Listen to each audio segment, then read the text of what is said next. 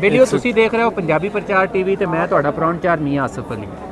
ਤੁਹਾਨੂੰ ਇੱਥੇ ਕਰਤਾਰਪੁਰ ਗੁਰਦੁਆਰੇ ਦੇ ਵਿੱਚ ਅਸੀਂ ਇੰਡੀਆ ਤੋਂ ਆਏ ਹੋਏ ਬਲਾਗਰਾਂ ਨਾਲ ਵੀ ਮਿਲਾਇਆ, ਉੱਥੇ ਦੇ ਫਨਕਾਰਾਂ ਨਾਲ ਵੀ ਮਿਲਵਾਇਆ, ਖਿਡਾਰੀਆਂ ਨਾਲ ਵੀ ਮਿਲਵਾਇਆ।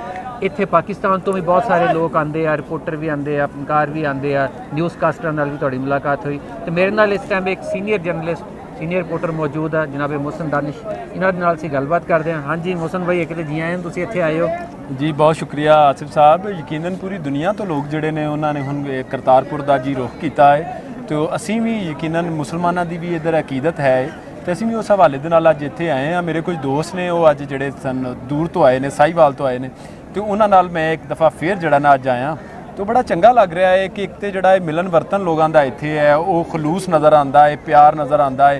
फिर उधरों जोड़े लोग आए होंगे ने सरदार, वो जिन्ना प्यार उन्होंने मिल रहा है, जिन्नी मुहब्बत उन्होंने मिल रही है और यकीनन जोड़ा आने वाले दिनों के विच एक अच्छा जोड़ा है ना मुस्बत चीज़ जी है ना साबित होएगी कि वेखो एक फैमिली का कोई एक बंदा आता है, कोई सरदार आता है, कोई खतून उन्होंने आती है, इन्ना प्यार उन्होंने मिल रहा है, इन्ना प्यार मिल रहा है। मैं हुण ही वेख रहा सा कि जिस रस्ते तो दी वो गुजर के आते हैं वो रस्ते च लोग उन्हों का इंतज़ार कर रहे हैं, उन्होंने तस्वीरां बना रहे हैं, उन्होंने गल्लां बातां कर रहे हैं। और मैं एक चीज़ तो बड़ा हैरान होया, हालां ये एक पंजाब सी, एक देश सी जिहदी तकसीम तो बाद दो हिस्से हो गए।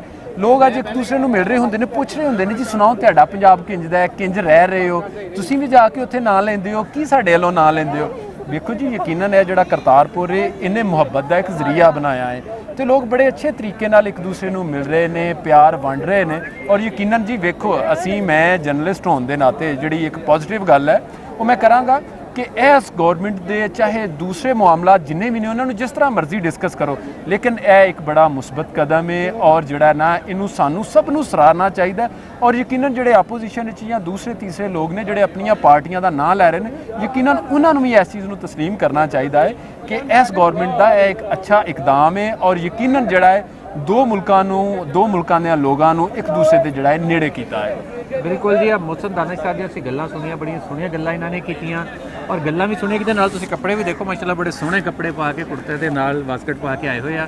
ते मोहसन भाई वैसे भी साडे बड़े सोहणे वीर आ और बड़े पुराने जर्नलिस्ट आ, बड़े अरसे तो कर रहे और इन्हां दी बड़ी गहरी नज़र, बड़ी अच्छियां गल्लां कीतियां और गल इन्हां दी बिल्कुल ठीक है कि ऐसा काम आ कि जिहदी सलाह ही की जा सकदी है, जिहदे विच नुक्स कोई नहीं कढ़िया जा सकदा। जो गाड़ी दुआवां कर लिया, अच्छा वाहगुरू गाड़ी अल्लाह ताला गाड़ी दुआवां कर लिया, इन्ना प्यार मुहब्बत आ।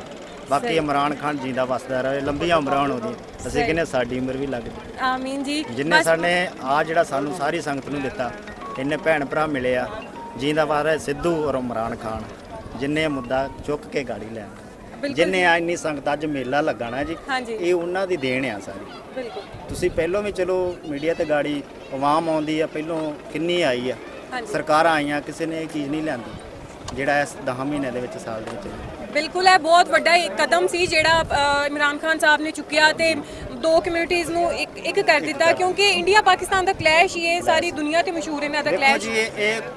ये हैगा अवाम दा नहीं है कोई क्लेश, ये सरकारां दा क्लेश है। अवाम किसी नूं हुण इत्थे सारे तुरे फिरदे आ, कोई किसी नूं माड़ा कहंदा, सारे गले ला के मेरे मैं सुबह दा आया, पता नहीं किन्ने क सज्जन मित्र किन्ने क भैन भरा मिले आ, गल ला के मिले आ, ठीक है जी, किन्ना प्यार मिलिया ते सरकारां ये सब कुछ पिछे एक दूजे नूं ज़्यादातर मैं तुहानूं दस्सां चलो मीडिया ते जिहड़ा अग ला दिंदे ना वो भी पिछे संगत नूं करदी आ। हां जी बिल्कुल जी, मीडिया दा बड़ा किरदार हुंदा है, ठीक है जी, सच घट ही दसदे आ, ठीक है जी, ठीक है जी। बाकी झूठ ज़्यादा बहुत ज़्यादा दसदे हाँ जी अवाम नूं, क्योंकि मैं काफ़ी मीडिया अपना ज़्यादातर ते इंडिया दी मीडिया जिहड़ा ओह गल चुक दिंदा है। देखो जी इंडिया दा मीडिया होवे भावें पाकिस्तान दा, हुण हैगा ते मीडिया ही है ना, जे एक माड़ा ते सारे माड़े ही वजने आ। हां जी सही गल है, वजना ते मीडिया ही है ना, कोई ये थोड़ा कहंदा कि मैं चंगा मैं माड़ा।